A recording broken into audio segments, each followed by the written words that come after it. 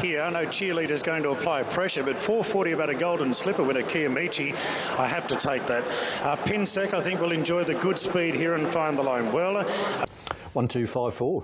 Kiamichi, very popular, one of the best back runners today.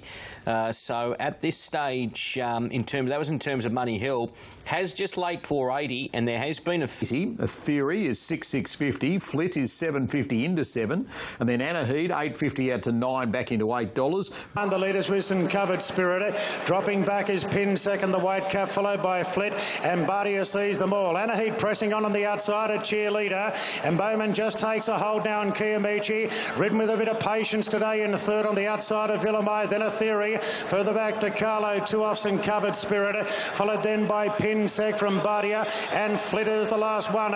It's Cheerleader on the rails, just in front of Anaheed. Kiamichi easing 3 deep from a Theory deeper out, and then Villamai just behind them into the straight. Cheerleader on the rails, joined by Anaheed, a length off to Kiamichi. Villamai looking for room, not getting much of it. Anaheed beat off Cheerleader. Villamai's got the run now.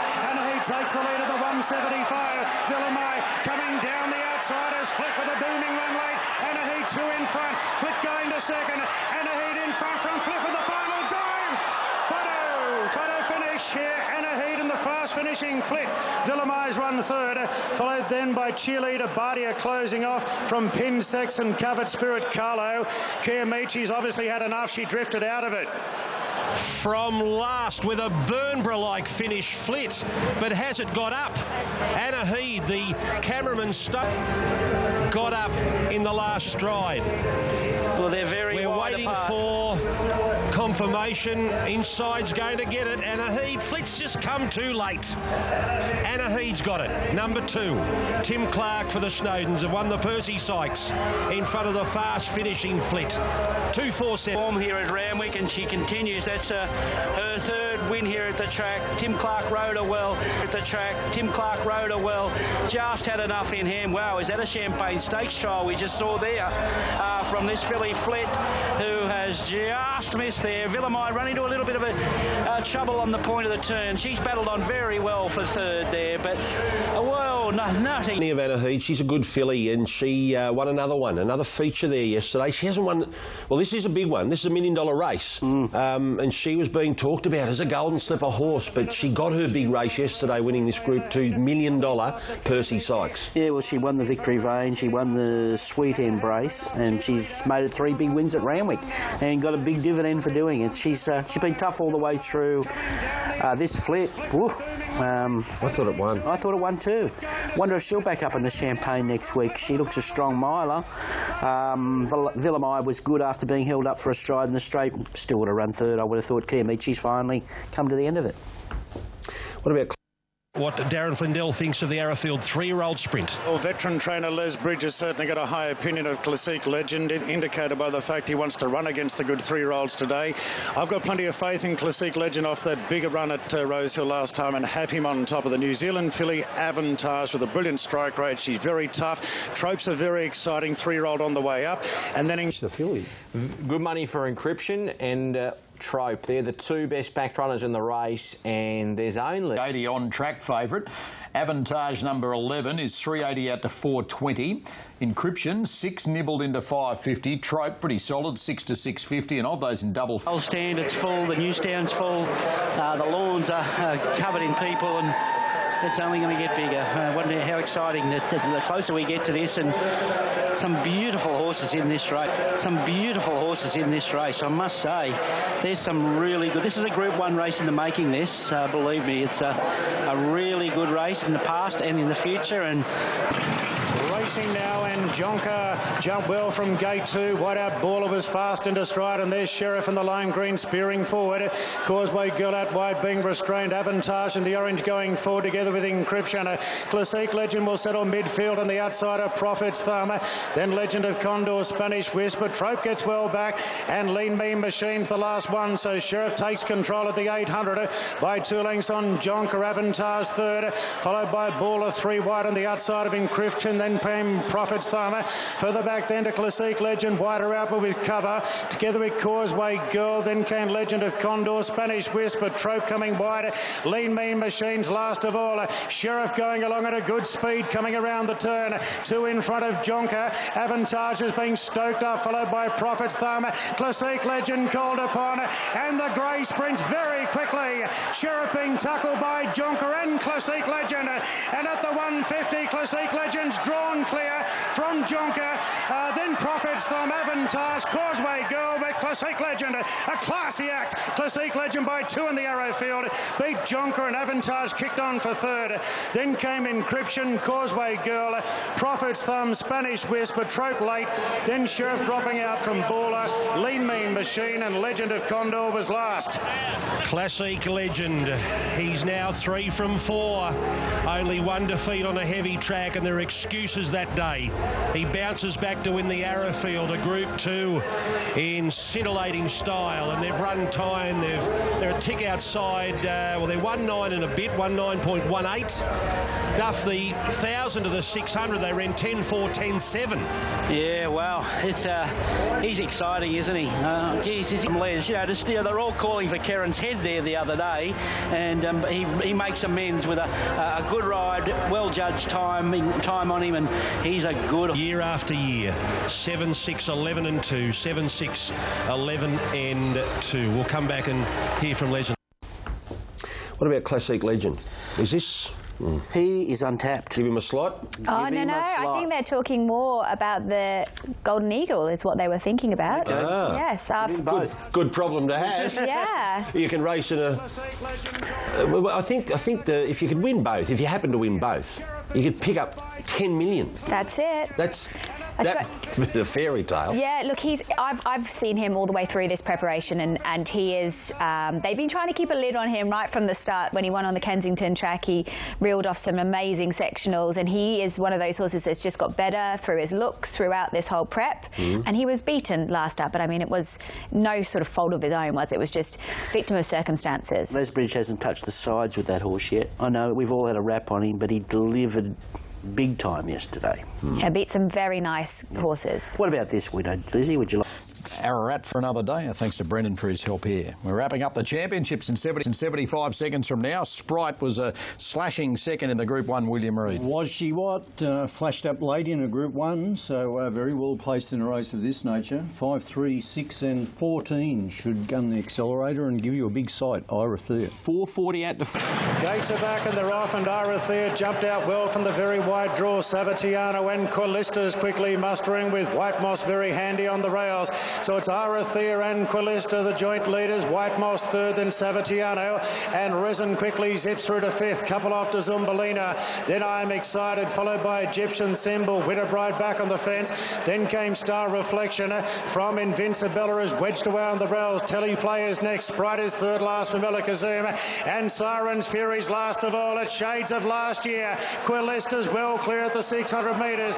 White Moss goes to second. Then came Irathea. 5 further back to Savatiano. 3 off to Resin. Then Zumbalina and Egyptian Symbol heads the rest. Will history repeat itself? Quillista 2 in front. White Moss revved up, giving serious chase. Quillista being tackled by White Moss, and White Moss storms to the front. 2 clear from Irathea. Then Savatiano, Resin and Winterbride the far side closing off. White Moss 2 in front from Irathea, who's cutting back the margin. White Moss in front from Irathea. White Moss wins the last, beat Irathea. Winterbride got up for third, followed then by Quillista, Savatiano, I'm Excited. Resin was next, then came Siren's Fury from Invincibella, Elakazum, Telly Play, Star Reflection, and Egyptian Symbol was one of the last to finish, and Lizzie Jols has done it again.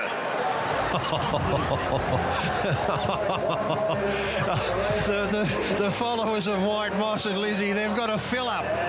They've got to fill up. What was it, 50 to 1 the other day, 20 to 1 today? I'm going to lead. You can lead. So, White Moss, do you want to lead her back in, Liz? Go and lead her her back in. She's your girl. She is. She's pretty special. 21.70 and 5.10. White Moss, Erythea, Winter Bride. Two of the past three start. Yeah, he did it on Thursday night on Formline. Paul Joyce, he tipped 2 White Moss on top, so he's found it as well. The other races left. Yeah, look, seriously consider how she pulls up, possibly Hawkesbury, and then I'd love to... She hasn't travelled well, but... Lizzie, would you like to take it? Oh, well, she's one of... You and your pet. Do you know what? She just never lets us down, does she? No, she... Never lets us down. How many times have you tipped her? I think I've tipped her definitely more than twice. I tipped her early on in her career. So Twice that counts. The twice that counts. 60 to 1 and 20 to 1. But it's all about her, and she is tough as they come. She, I was watching when Kathy actually wanted to take on the role that Quillester had, but she didn't. She wasn't able to do that, but she was able to really go full bore and follow her, and I think that's what won the race. I think she's a very tough galloper, and Kathy read the play well. She's a good mare. You know, 7th win, still lightly raced, and we're just slow learners. Well, some of us are. She's going to keep up to the Oaks, the race before Winx's farewell. It really is. It's getting bigger and bigger out the front, and what a great race for the fillies we have coming up with the Oaks. I'm a big Frankly Awesome fan. I love the way she tried her heart out in the Vinery, pulling serious ground back off Very Elegant closing stages. I think she can flip the result today. Frankly Awesome to beat the... Now, Very Elegant. She's a different character with some tweaking from the Wallace stable. Very fizzy as a younger filly. She came over here from New Zealand, and a little bit of a nutcase, to put it mildly, but she's... This race back in 2015 was the last time that Winx was beaten when Gust of Wind was successful. Rock Navarre in, the light is on, and we're ready now for the Australian Oaks. Stand by for a break. The favourite in gate 11. Very Elegant, the gates are back and they're off, and she's jumped out about midfield. James just easing back a fraction. Rock Navarre goes right back to the tail. Frankly Awesome jumped best, and they're queued up.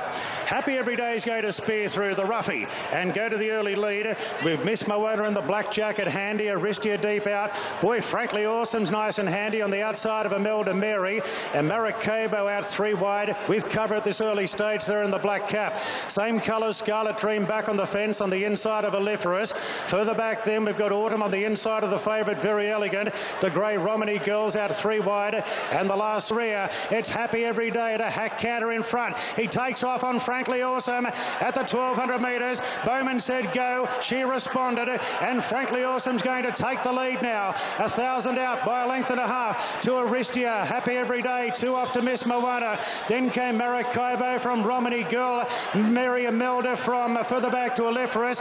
Now Very Elegant seeing a bit of daylight. James McDonald lets a pop up 3 wide to breathe a bit, followed by Scarlet Dream, then Clementina, Rock Navarre, Autumn. Forget about Bye Bye Bell. Frankly Awesome's got the field stacked up coming to the turn. Leads by a half now to Happy Everyday Aristia. Then Maracaibo, Romany Girl, Miss Moana, Aliferous. Then came Imelda Mary, and Very Elegant 4 off the lead. Will probably have to come the widest by the looks of it on the turn. Happy Everyday coming back on Frankly Awesome.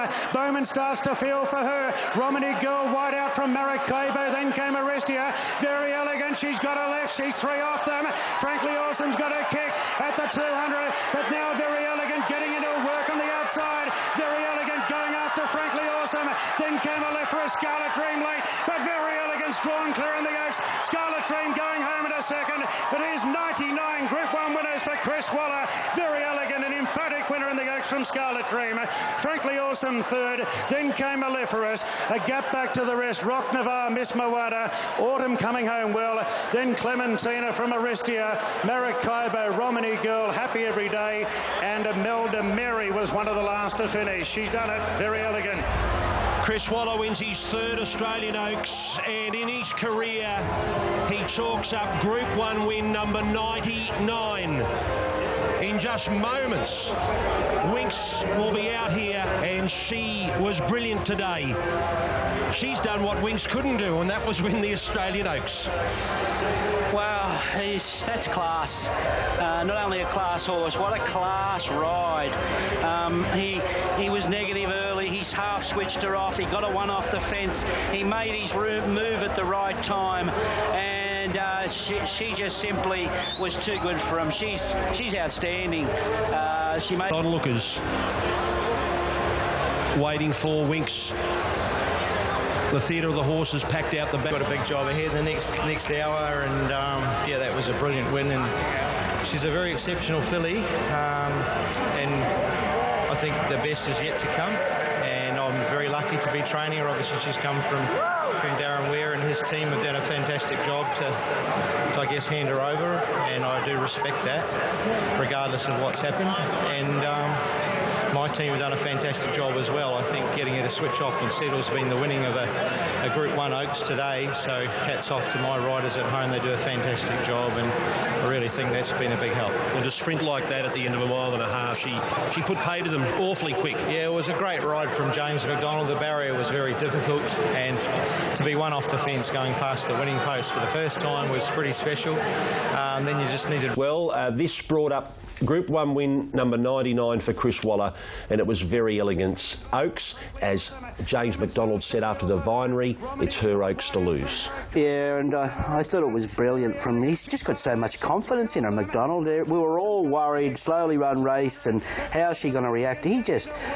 Bang, he just slotted a one off the fence, cover straight away, presented her at the right time. Just far too classy for them. Far too classy.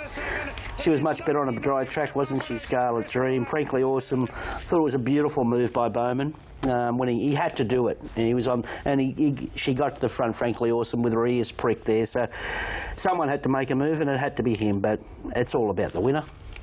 Yeah, she was excellent. I think that she's completely turned the corner now, hasn't she, as far as settling. Those earmuffs have done the trick. And they put in a lot of work with her at home to make sure that she does settle. So, and that's the key. They've just taught her how to relax, and now she can definitely run out a strong 24. Be interesting what he does with her in the spring. Usually with these four-year-olds, young four-year-old mares, he doesn't do much with them in the spring.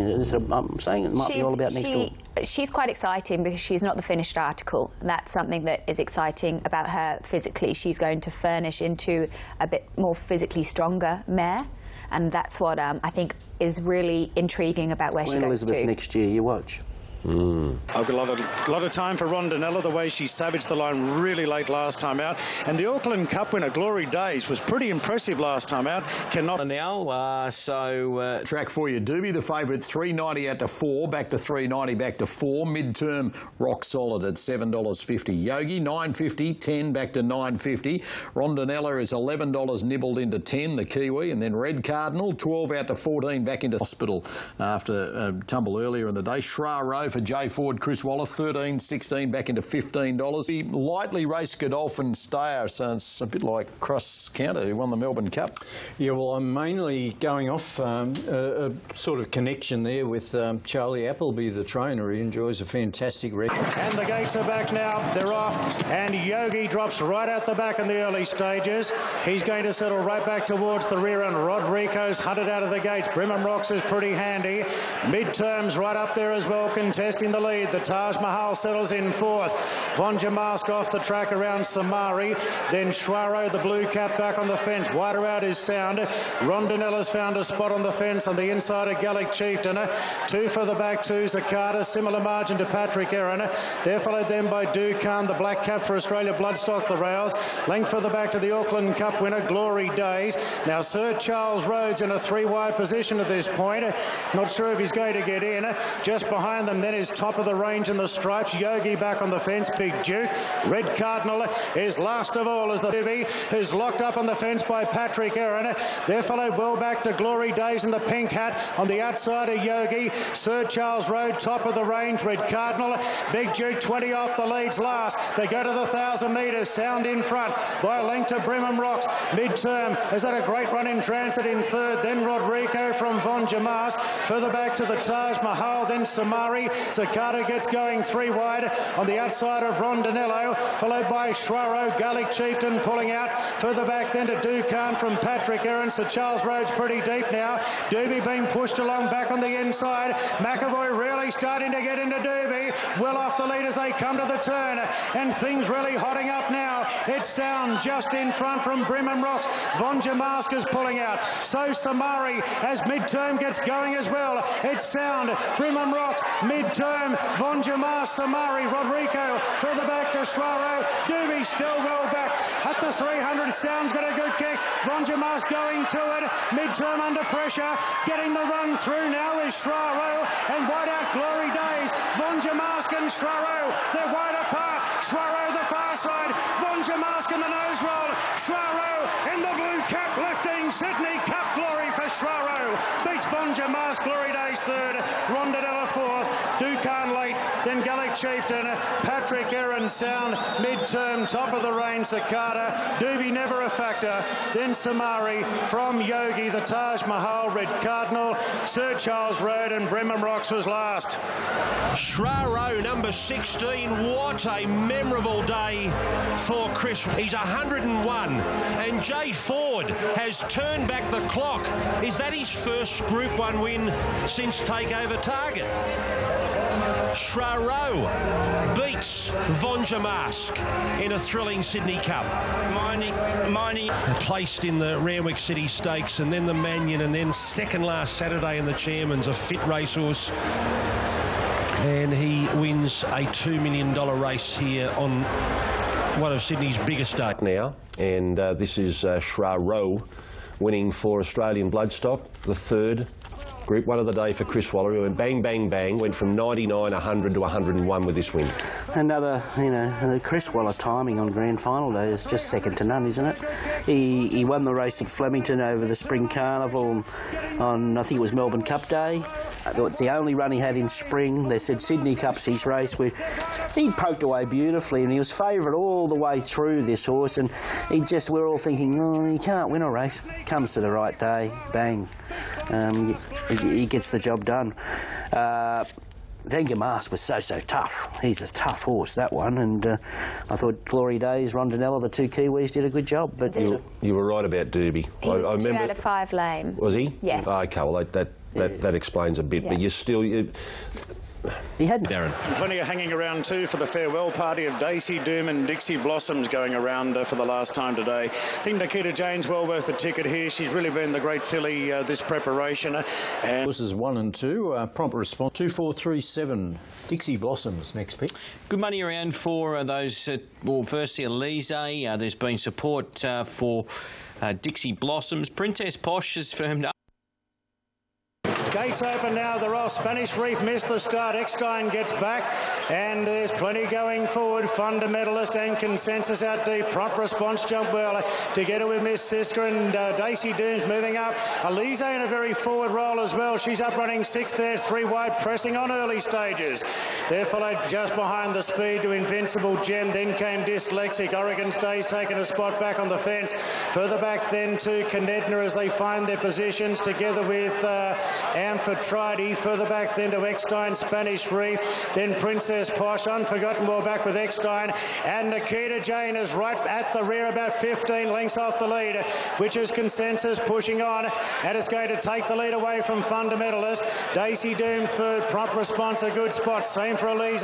Further back then to Miss Siska, inside Invincible Gem, wide out is Seabrook and the blue cap from Oregon's Day, then Dyslexic. They're followed by Canedna back on the fence.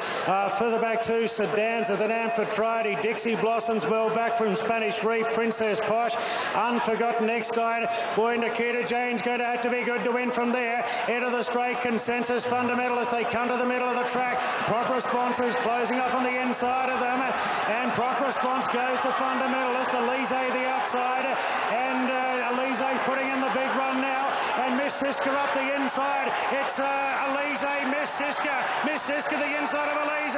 Dixie Blossoms powering home with Canedna. Wow, Canedna has burst home to win it from either Dixie Blossoms or Miss Siska. Then Elise, Unforgotten late. Some of these pulling up quick, so the run-on's not going to be entirely accurate. Spanish Reef, Daisy Doom, Fundamentalist, Oregon's Day, Princess Posh, Nikita Jane, Invincible Gem, Consensus, Dyslexic Eckstein, and Amphitrite. Canedna, number 13, Johnny Allen for Kieran Maher and David Eustace. The connections are very excited down here, including the trainer Kieran Maher. Canedna, just when Miss Siska looked as though it had dashed through and had the race won. And then Dixie came. And Canedna, it's going to be Canedna, Dixie Blossoms. Out wide, you've got Unforgotten flashing home. And fourth, it'll be Canedna, Dixie, Unforgotten, and then Miss Siska. Wow, off the canvas. Canedna there's third up. Look, she had real... Wow, off the canvas. Canedna there's third up. Look, she had really good form, winning the Matriarch in the spring. Third up, and these are the most sweetest wins when she just emerged from nowhere the last 30 or 40 metres and launched on them through the middle for Johnny Allen, a Group 1 winner in Sydney. The Coolmore Legacy Stakes, I think Kieran has won this before with Ascadelia. He has, yes, going back 3 years ago. Kieran Maher success, but today he shares it with. And after Mick's mum and dad, Ken and Edna, and you know, they're just a great crew, great bunch of guys. This horse has been knocking on the door for a little while. She was Group 1 placed. We thought we'd bring her in here, sort of the fresh horse on the scene, and really target this race and go on to Queensland. But you know, she came in great order, this horse, and great job by the team. And you know, this is what it's all about. There's a lot of support, but they've been quite successful at it. Well, you've run this race before with Ascadelia. Yeah, that's right. Yeah, she was a super horse, and not too indifferent to this horse. So no, it's great. You know, we've more Legacy Stakes. This was the Group 1 on the card that Waller didn't win. This was won by Maher and Eustace with Canedna. Yeah, good win, good training performance. Just a lot of the ex-Darren Weir horses won yesterday, didn't they?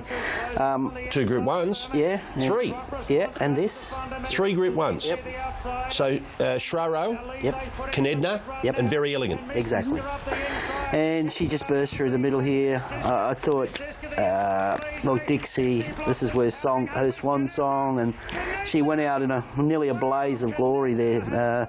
Dixie Blossoms. Unforgotten was much better with the blinkers on a drier track there.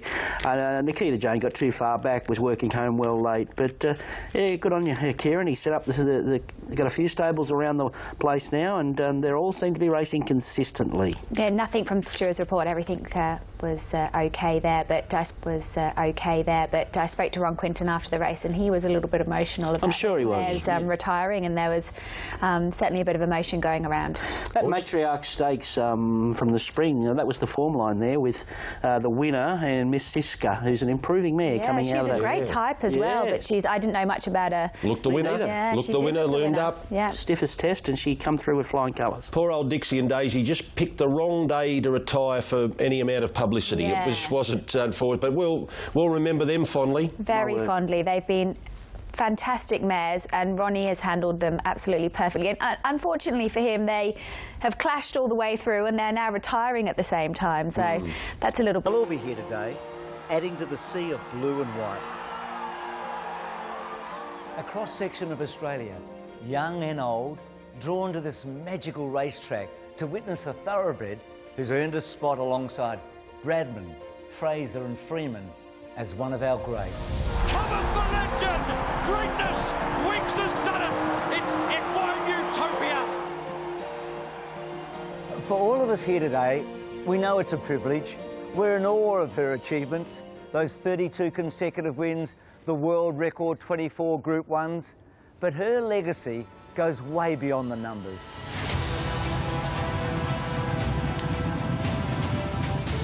She makes people feel better, pure and simple, like Farlap did during the a nation's spine feeling that tingle of excitement, anticipation of what we're about to see. Today is one of those rare and treasured days. We farewell Winks, and like all great champions, we want her to go out winning. In generations to come, in centuries to come, they'll be talking about Winks, the greatest of all time. And today, you get a chance to watch her live, to be a part of the history of an Australian sporting legend. So the scenes at Royal Randwick. So this is the day where it comes to a conclusion, but she will be compared now for other great champions for the next 100 years, and that's what we've done in so many ways with her, haven't we, over the last few weeks, when we've realised that the end is near, and the fans' adulation for them and what they've gone to come here today and throughout this journey. We have loved every second of it, but you can't help yourself but look back at the carbines and Phar Laps, and there's some lovely synergy, there's some lovely closeness about what she's achieved and what those horses. It'll be her 43rd start today. Carbine was the greatest horse of the 20th century. He finished on 43. Phar Lap, he won 36 races in Australia, that extra one in America. She will equal the 37 today, and right now Phar Lap, Tulloch and Winks have won the same number of races, and honestly they're probably the 4 greatest horses that have ever lived, to be truthful. And it's 4 years ago, Richard, since she's got beaten, and the world, I think, has changed slightly in that time. I hope it doesn't change. The rail, and there's barely a blade of grass to be seen anywhere. She's here. I think He's Eminent can run second to the champ Wing. Couple already gone out. Kluger's gone out, and Dance have gone out. There's Kluger going out through the tunnel. He gets stirred up, the Japanese, to her, because we're going to be watching her all the way to the gate. So we'll conclude with Dance. Iconic treasure she is. She is a beauty. OK, and Shillelagh is going to follow around. Yes, Liz, we've broken all records with the great mare today, and even just on the investment on the race today, she is approaching $3 million today. Now, to put it into perspective, the biggest hold on her ever was $3.1 million to win last year's Cox Plate. We are going to blow that figure out of the water. We are approaching $4 million already on Winks for this race, $2.96 million of it today, and including one bet of $550,000. There is a Winks out market, so we've taken her out. The favourite for that is the Australian turf, and indeed one of the great moments in Australian sporting history, Brass. Not a doubt about that, and she'll go down as an immortal of the turf. And with all this, and the momentum of media has just built and built and built. You first of all got cable TV into your home. The final chapter of the most illustrious career in racing, and Winks completes the lineup. The red light is on, and the crowd are ready to send her off, and the gates open. They're off in the Queen Elizabeth. Massive roar to the crowd. She's going to settle in last, Winks, and Hartnell is first out. Mascot Time's mustering, so's Harlem. Happy Clapper handy. He's Eminence back last. Kluger runs handy fifth, and Winks is moving forward. Bowman wants a better spot. Gets in front of Shillelagh. He's Eminence back second last. Many thought he would lead. Dances last. Basket Time goes to the mile. Has the lead all on his own here from Harlem, and Hartnell's got the box seat third. 2 off then to the 8-year-old Happy Clapper. 2 further back to Kluger. And there's Winks, 1 off the fence now. Has He's Eminent in a pocket back on the fence. Then came Shillelagh, and Dance. 10 off the leaders last. It's the big roughie. Basket Time in front of the 1200. Out by 2 lengths on Harlem. Hartnell with a great run third. 2 off to Happy Clapper. Then came Kluger. 3/4 the outside Winks. Very relaxed in the run. Bowman sitting very quiet. He's Eminent back. McDonald just easing back a little bit. It looks as though he's trying to find a way out off the fence. Then came Shillelagh, and Dance last. No surprises yet. They've got 900 to run. Basket Time a length clear from Harlem. Then Hartnell, Happy Clapper. Now he starts the run on Winks. He's starting to move forward. Just shading Kluger. Then He's Eminent still positioned back on the inside of Shillelagh, and Dance coming to the turn. The roughing Basket Time 2 lengths clear. Hartnell goes to second, giving chase. Now Happy Clapper, and Winks is rounding them up, coming right around the field. Kluger takes an inside run. She's gone for home already, Winks. She beats off Hartnell. Kluger going up the inside. Happy Clapper can't go on. Winks is 2 lengths clear. Kluger sticks on. Then came Hartnell, but she's well clear, Winks, inside the final 100 metres. Today we farewell an Australian icon, the greatest of all time. Winks wins a third. Queen Elizabeth beats Kluger. Hartnell third. Happy Clapper fourth. Then Shillelagh, Mask of Time. Further back to He's Eminent. Not a factor in the race. From Dance, and Harlem finished tailed off. The story is complete. This is what we wanted. A finale like no other. remember forever how you feel right now.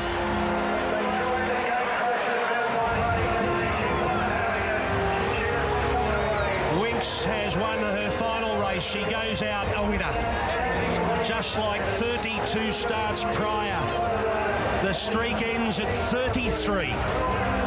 And the ovation she is going to receive when she comes back will be like no other, Duff. No, it won't. We could easily sit back and read off a script and babble on about her and the things she's done, but I just think we should let the crowd tell the story here. I don't think I've seen a more loved champion. The way Chris Waller's driven the ship here, the way Huey Bowman has handled himself. This is going to be unbelievable scenes here, and let's They've just acknowledged Chris Waller's effort up on the big screen, that is 100 Group 1 victories in his career. If he could bring up the ton, could there be a better way than with the champion? And she's responsible for 25 of those Group 1 victories. Huey's going to be a little while coming back, but wait for your champion to come back. Congratulations. So much pressure to deliver on the last day. Yes, sure has been. It's hard to explain without getting too emotional, and just an amazing horse for everybody to be part of. And I'm small cog in the wheel. So much pressure to keep her in one piece, to keep her safe while maintaining this streak. It sure has been. Not just the last week, but it's been 4 years. Yeah, so my team just do an amazing job, and it's rare they get the accolades. Congratulations on 100 Group 1 wins, by the way. Is there a better way to bring that up? No. Well done. Thanks. Get ready for this, Chris, because she's champion, the greatest we've ever seen.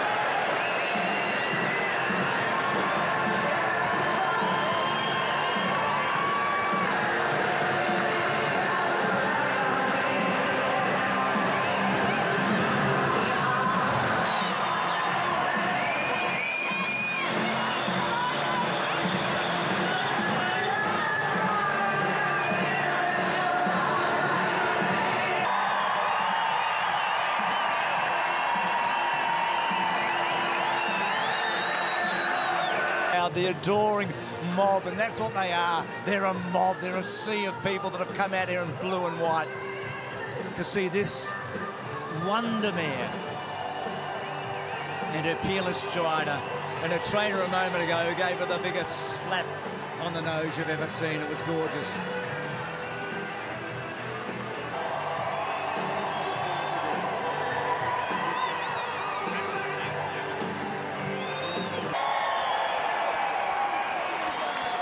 There's a nobility about the thoroughbred that is impossible to match, as was that Lap of Honour. So, home they come, mate. Richard Treweek said today to Will Swanton in an article, if I could whisper in her ear, he's the owner who's not here, I'd say, enjoy yourself and come home safely. You know, we love it a bit. And just a big thank you to everyone right around the world, in every lounge room, club, pub, everywhere you're watching today. It's just been a great journey, and I'm glad that everybody's enjoyed it as much as we have, and I'm sure hope they have. Go and enjoy it some more. Form at that optimum level that we've seen her at for 33 start. I did, Lizzie. I mean, she's shown no signs of going backwards, and we came here as confident as we've ever been, and what a journey it's been. I mean, it's hard to believe it's the end, actually. Does it make in our lives that have happened to all himself over all this time, and you've been a great support network for him, Christine? Yeah, I've been the crazy one, you know, and he's always...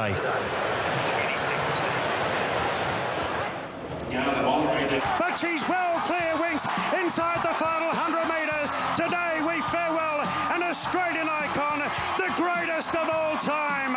Winks wins a third, Queen Elizabeth. You're simply the best. The story is complete. This is what we wanted. A finale like no other. Remember forever how you feel right now.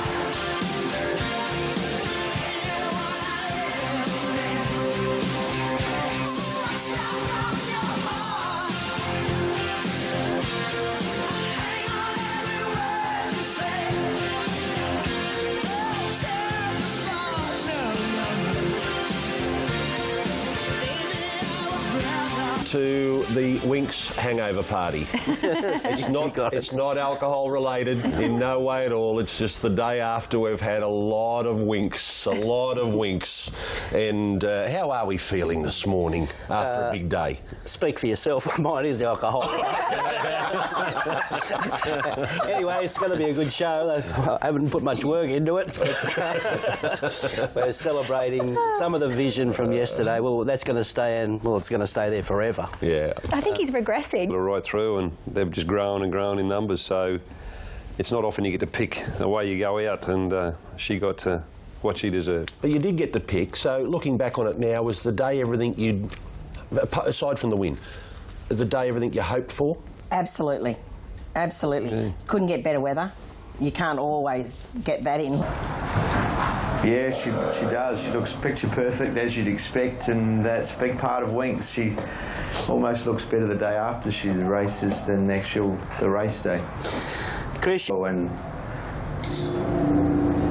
just can't thank Winks enough for what she's done to all of us, and obviously the people that are watching today and over the past few years. We just clear. Hartnell goes to second, giving chase. Now Happy Clapper, and Winks is rounding them up, coming right around the field. Kluger takes an inside run. She's gone for home already, Winks. She beats off Hartnell. Kluger going up the inside. Happy Clapper can't go on. Winks is 2 lengths clear. Kluger sticks on. Then came Hartnell, but she's well clear, Winks, inside the final 100 metres. Today we farewell an Australian icon, the greatest of all time. Winks wins a third. Queen Elizabeth beats Kluger. Hartnell third. Happy Clapper fourth. Darren Findell says an Australian icon, the greatest of all time. Can that possibly sink in? Oh, not straight away. Really, no. No, that's Said all the time, all the way through. We would let her do the speaking. She wasn't speaking up, and we didn't want to risk the wrong scenario. And I think she showed us yesterday going out on the top is what everyone wanted, and you couldn't have gotten a better send-off than that. Yeah.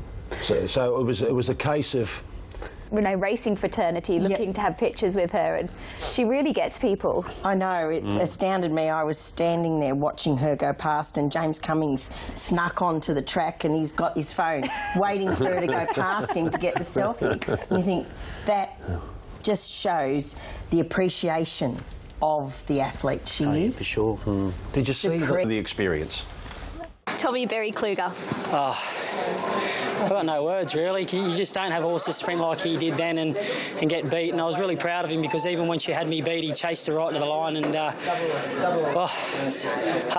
even everyone cheering him on the way back in, I couldn't believe it. Everyone, they give him the credit he deserved for running second tour. Karen and McAvoy Hartnell. Great run, yeah. Travelled nicely the whole way. Presented at the top of the lane, and like we did, the great mare was on my left as soon as I returned for home. But he ran great. He's been turned out in great order. Do you think you'll be happy to see the backside of her? I say he will be, as many others will, but a great way for her to go out, and she's a Japanese horse, ran a fantastic race. So I'm happy to run third on this fella. Blake Shinn, happy clapper. He ran good, Shane. He tried hard. We got into a nice spot. The 2000 just sees him out, but he never stopped trying to the end, and it was a great effort. Must have been amazing being out there. It was. It's a special day to be a part of Australian racing, and with Winx's final race, and it's a moment that I'll never forget. Brett Neff, Donald, he's eminent. Just wasn't himself today for some reason. He was slow out of the stalls, never mustered speed, and just didn't feel enthusiastic about it. How did it feel to follow Winx one last time? Oh yeah, it was tremendous. No, it was. It's good. I'm happy she's gone out on a winning note, and if it was mine, I'd keep it going. No horse could do this. I was travelling so well, there wasn't a horse who could be travelling better than me, and she just went straight past me. And it's not just jockeys, trainers as well. Those Japanese connections of that second horse got the thrill of their life there. They did. Yesterday. It's like they'd won a Japan Cup.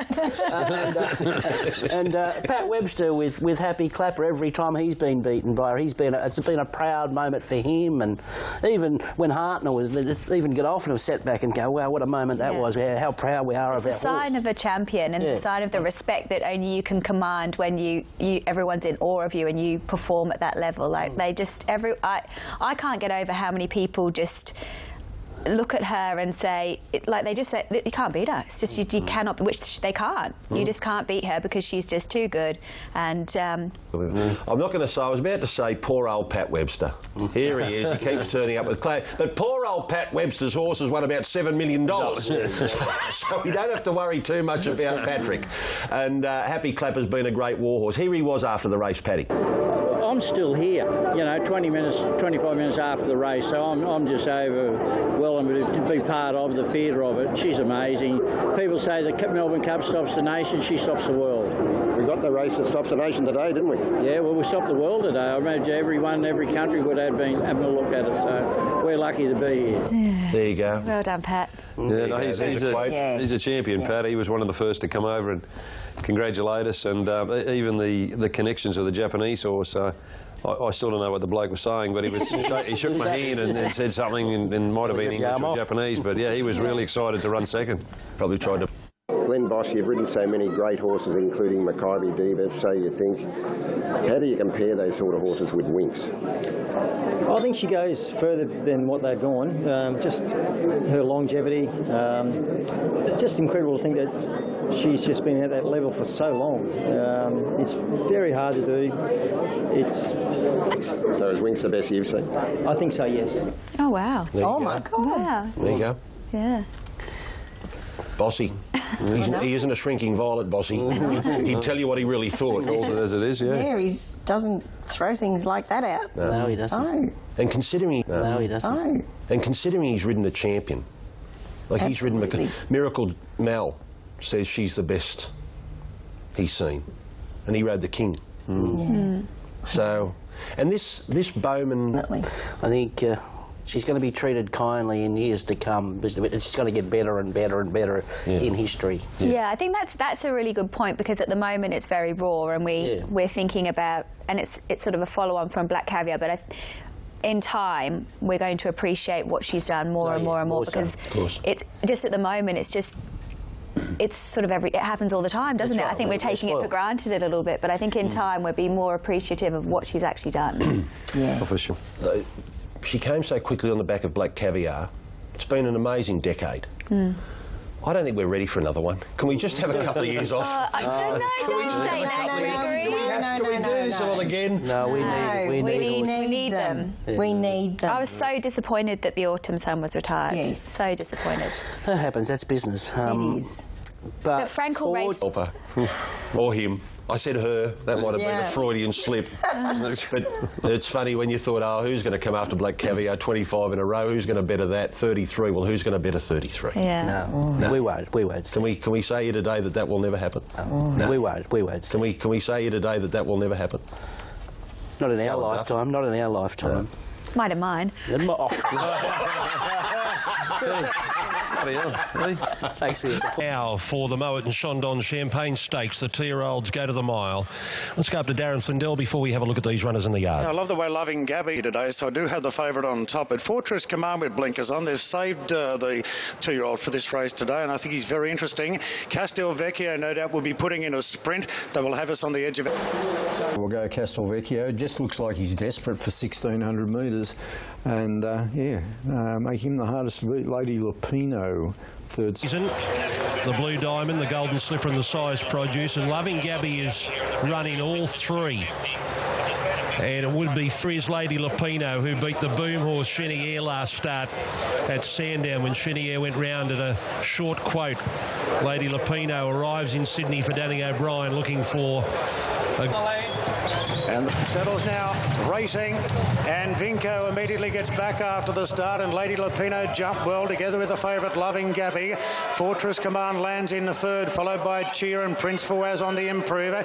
Castelvecchio's up running in the mid part of the field from Crystal Falls. Then came the last one. Lady Lupino's really keen here, and she scoots away with a 5-length lead on the favourite Loving Gabby, followed by Fortress Command in third, 2 off then to Cheer. This leader's still bolting up front. 4 lengths midfield is Castelvecchio from Prince Fawaz.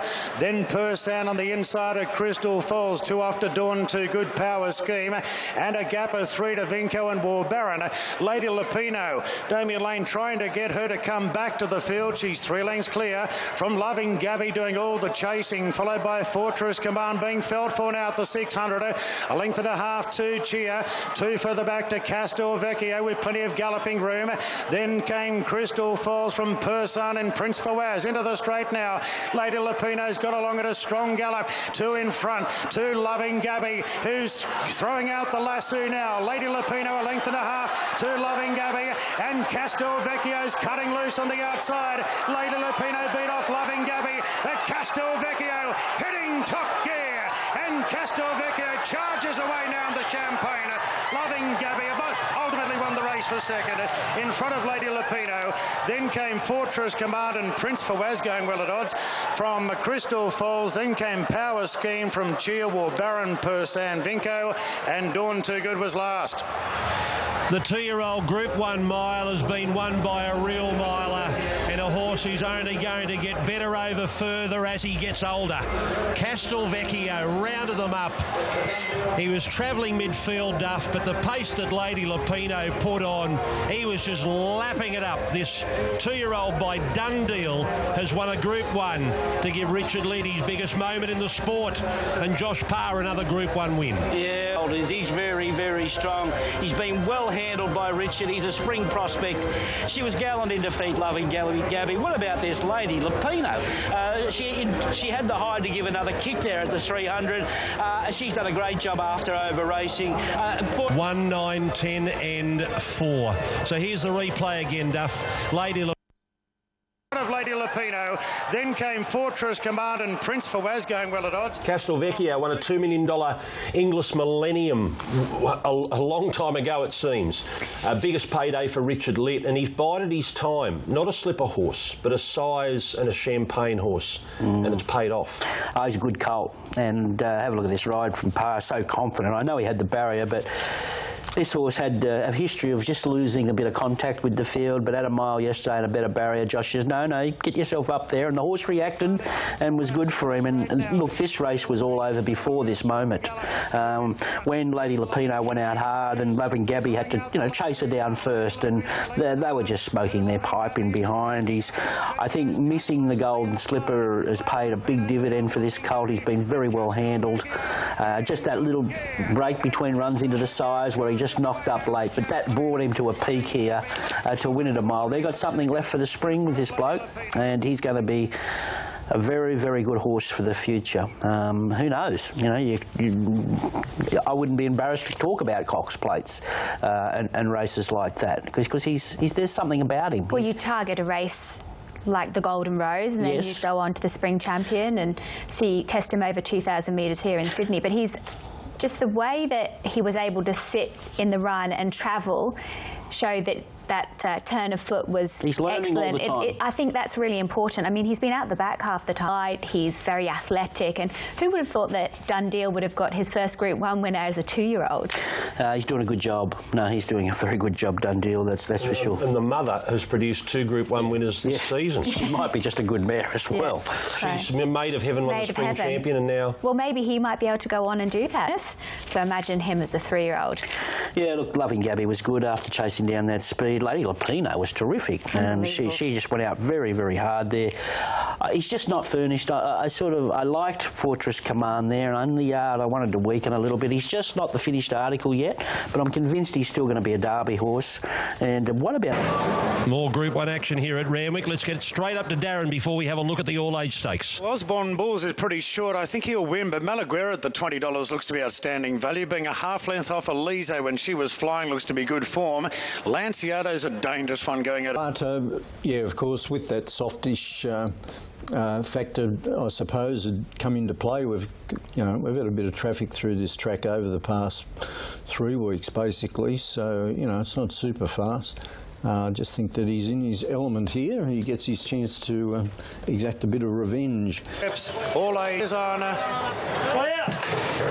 And they're off and racing, and Lure Remain the last into the gates as one of the first out. Malaguera's pretty handy, and Nantali takes a prominent role as well. Manuel speeding forward, and Parada right behind them as Lure Remain just eases back a bit. Then Champagne Cuddles on the inside of Siege Quebec. 2 or 3 further back to Fierce Impact, Osborne Bulls, and then came Dubai. Well back Siren's Fury from Young Star, and Lanciato sees them all. Manuel takes up the lead here. Manuel tries to fend them all off with Lure Remain going forward again the outside. Malaguera takes the sit in third, then Nantali from Pirata. 3/4 to Champagne Cuddles, then Siege Quebec. Dubai deeper out from Osborne Bulls, Fierce Impact, then Young Star, Lanciato, and Siren's Fury the last one. 600 out, Manuel in front by a length to Lure Remain. Malaguera pulling out now, moving up on the outside, followed by Nantali, then Pirata getting a trail into it. Further back to Champagne Cuddles, Dubai, and Osborne Bulls is hunting through on the rails. Manuel comes up the rise, a narrow leader from Lure Remain, breathing down his neck. Pirata gets going. Osborne Bulls looking for a bit of room. It's Manuel still the leader from Lure Remain. It's getting desperate for Osborne Bulls. Pirata makes the move. Pirata hits the lead from Osborne Bulls. Pirata and neck in front, holding Osborne, and Pirata takes out the all-age. Won it by a half length to Osborne Bulls. Photo for third, Siege Quebec and Champagne Cuddles. Then came Manuel from Lure Remain. Siren's Fury. Dubai had a wide trip from Fierce Impact. Malaguera dropped out from Young Star and Lanciato. He's done it, Pirata. He's done it. He's cracked the Group 1. No more deserving winner of a Group 1 than Pirata. The boys are getting the silks out. They're going to celebrate this in style. He's cracked it. Tommy Berry and Greg Hickman, they go way back to when Tommy Berry was a little kid running around Warwick Farm.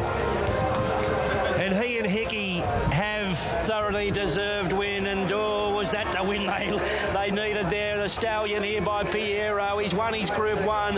The Group 1 he's been threatening to win all the way through, and boy are they going to get a big kick out of this. Absolutely. Yeah, no, it is. He's like family to us. I grew up with him. We used to call him Cowboy when we were growing up. And why was that? Because he looks like one, and he still does now. So, apart he's got the new pearly whites now, so he can smile. But no, it's very special. I've always remembered where I've come from, and I love riding for the trainers there, whether it's at Hawkes. I think get the credit they deserve. But incredible achievement by everyone involved. There's one person I never mentioned, and that's my manager. He jumped a bit sideways, actually. I probably collected 3 or 4 of them on the way out, so that might have helped us. But yeah, he travelled so sweetly for me in the run, and at the top of the rise, I think on that better going, he was able to let down with that signature turn of foot he's got. And I thought Huey was going to get me at the 100, but my bloke actually pulled away from him late. He deserved the win. He's a quality colt, and oh, for sure. We've been knocking on the door for so long, and he's been running the sectionals. He's been doing the work. You can see this week he's improving his coat and his attitude again, and Tommy rated him 10 out of 10, and he's done the job, and he's won. And on Tommy, I mean, his sectionals are super. You know what I mean? He just got beaten that day, and I mean, you think, what do you do to win a race? I mean, you get beaten, what is it, Pritchell these days? And, I mean, his first run got back, and Trapeze Artist led, and his section was good, and it was just impossible to win. So, it panned out well today. And Quebec and Champagne Cuddles. Then came Manuel from Le Romain, Siren's Fury. He'd been knocking on the door. He was probably destined to win a Group 1, but they don't give them away. They do not give them away. They're not easy to win, and it was just beautiful tactics all the way there. I know the horse jumped in and probably shortened a few up early, which made it a little bit easier for him, but Tommy rode him a little more aggressive there yesterday in a race that he could have. Did these guys carry these around for every Group 1, yes, hoping to pull them out and put them on? So I got to the bottom of it. I asked them, and they said they had them made, and they've had them, you know, in the store ready for a Group 1, and they haven't been able to pull them out. So again, and we see Berry just in the perfect spot. And was it a surge there at the 200, or was it just him running in and it looked like he just picked up, you know, made a length and a half really quickly? I think it was a bit of both. Tommy, he must have been giggling to himself here, and then he would have been thinking, where's this Osborne Bulls? Where's this Osborne Bulls? And I reckon he would have catch a little bit of a sight of him there, and he sort of wanted to close the gap, and he knew he'd be breaking rules if he did close the gap. I thought Osborne Bulls was out in plenty of time here, and in fact, Parada held him the last little bit there. 4 Group 1 seconds, I think. I don't know. I'm not bagging him. What do you say about him? I think he's come a long way. I think you've got to remember only a couple of preparations ago he was not even unearthed as being a Group 1 horse. So 4 Group 1 seconds is something that he's a very consistent performer. I know he hasn't been able to win, but maybe that trip down to Melbourne as well. I actually thought he looked better yesterday than he did last start. So maybe next preparation he's going to mature again and get a little bit bigger and stronger. But same as Pierata, he'd been knocking at the door, and even previous preparations, I think this has been his best preparation physically for me when I've been assessing him. So I wasn't surprised to see him win a Group 1. Well, certainly will be targeted if he doesn't go to stud, and we're assuming he's going to stay and work, because there's a lot of money on offer for a horse like Parada with so many going to stud. So Santa Ana Lane blew them away in the TJ, beating Osborne Bulls, who was now beaten by Parada in the All-Age Stakes. Parada, there was a big chance he was going to run in the Everest, but they just couldn't do a deal. The deal just couldn't be done. No, well, there'd be a deal done this year if he hung around, that's for sure. And Santa Ana Lane's got to get through a European adventure. Osborne Bulls, we know he's good, but he's beatable. There's some. There was a big chance he was going to run in the Everest, but they just couldn't do a deal. The deal just couldn't be done. No, well, there'd be a deal done this year if he hung around, that's for sure. And Santa Ana Lane's got to get through a European adventure. Osborne Bulls, we know he's good, but he's beatable.